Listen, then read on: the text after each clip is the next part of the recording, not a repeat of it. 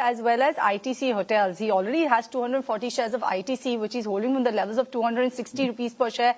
And because of the demerger, he's also got ITC Hotels shares as well in his portfolio. So he wants to know, for the next 3 years, should he continue to add on, hold on to this and add some more in his portfolio? What's the take coming in on ITC and ITC Hotels in particular? So this is a question, devil in the deep blue sea, Cheryl, because when it was not demerged, we had coverage on ITC as a consolidated business, and ITC Hotels used to contribute to a decent sum on the balance sheet. Post the demerger, since the company is listed as a separate entity, we don't have coverage on ITC Hotels.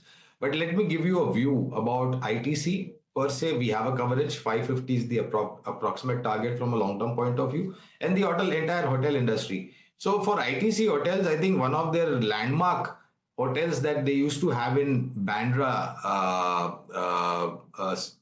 Sea Rock, that is going to go under hammer, or it has already gone, and they are going to create a new hotel over there, a new structure. In terms of hospitality industry, we have already seen a 15% plus uptake in the room tariffs post-COVID.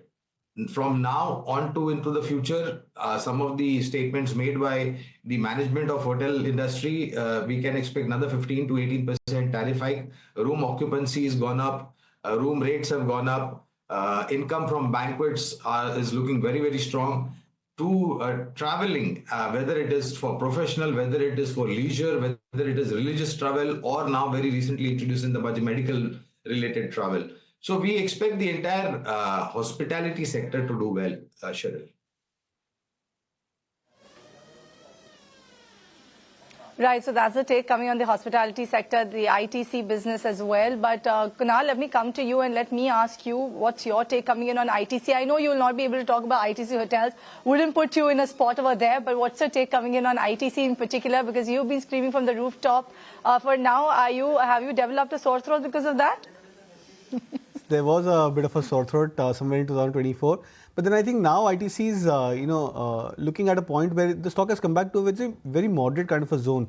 So, there was a point when ITC was almost at 500, I think mid of 2024, August, September somewhere. And from there, the stock has corrected 20%. Now, when you compare this, for example, with its peers, from the FMCG pack as such, then I think ITC is the one which has gone through a very relatively strong, price trend or less correction as compared to many of its other peers. So that means that the stock is relatively very strong. And when you have stocks which are relatively very strong, they are the ones which generally make a very strong comeback whenever the sector gets into a revival. So I think now we could be at a point where it's a matter of time where many of these FMCG stocks, the hotel space, etc., these stocks could start to look very attractive. You might see these stocks getting to a recovery phase. And whenever that happens, I believe ITC could be amongst the top movers on a medium-term basis.